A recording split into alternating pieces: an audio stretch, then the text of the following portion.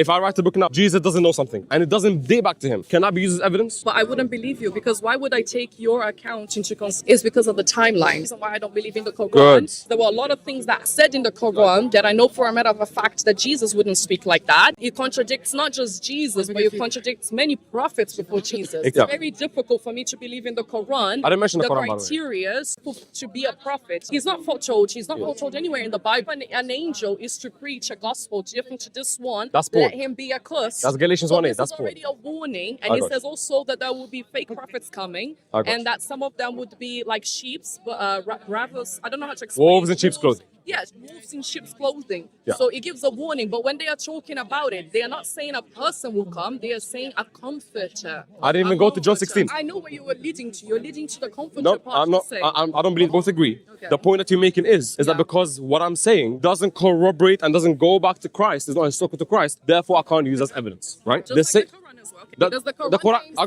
got you. years? The Quran is not a historical account of Christ. We can agree on that. The point being is that revelation is not attested by the early church, and it doesn't go back to Christ. So under that same standard, I can reject the book of Revelation, and I can say that the Mark, Matthew, and Luke, since they are close to Jesus and they can be corroborated through cues and so on and so forth, therefore I don't accept Revelation to be also told me that Jesus knew the hour. So based on the plain evidence found in Mark 30:32, where it clearly says that Christ doesn't know the hour, and he gives an analogy. He said the same way that the son doesn't know the hour is the same way how a servant doesn't know when the owner of the house comes back. That's not referring to cognitive knowledge. It's not referring to declarative knowledge. It's referring to cognitive knowledge. Do you agree that the book of Revelation does not date back to Christ? Sealed it from us. The point that you're trying to make is that the word has a meaning range. The word in Greek is oiden. It can either mean to declare or to know, right? She's saying that it could mean to declare. Well, evidence points that the probability that it's referring to him not knowing is much higher for two reasons. The earliest reading of the text in Mark 13:32, given by Irenaeus in Against Heresies, he says that the son truly doesn't know,